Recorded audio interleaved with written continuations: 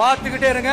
அடுத்த வருஷம் இது வரைக்கும் தமிழ்நாடு சந்திக்காத ஒரு வித்தியாசமான ஒரு தேர்தலை சந்திக்கும். விஜயின் ஜனநாயகன் படம் அடுத்த ஆண்டு பொங்கலுக்கு வெளிவரும் என அதிகாரப்பூர்வமாக அறிவிக்கப்பட்டது. இயக்குனர் தங்கர் பச்சானின் மகன் விஜித் கதாநாயகனாக பேரன்பும் பெருங்கோபமும் என்ற படத்தின் மூலம் சினிமாவில் அறிமுகமாக உள்ளார்.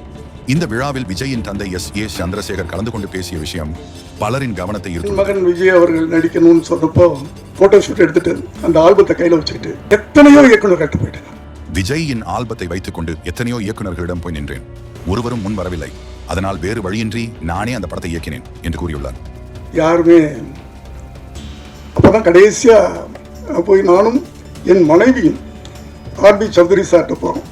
அப்பதான் அவர் சொன்னாரே, நீ தான் பெரிய டைரக்டர் செய்யா, நீயே அங்கே இங்கே அழைச்சிட்டு இருக்க, நீயே அவனை வச்சு படையிறியா அப்படின்னு சொன்னார்.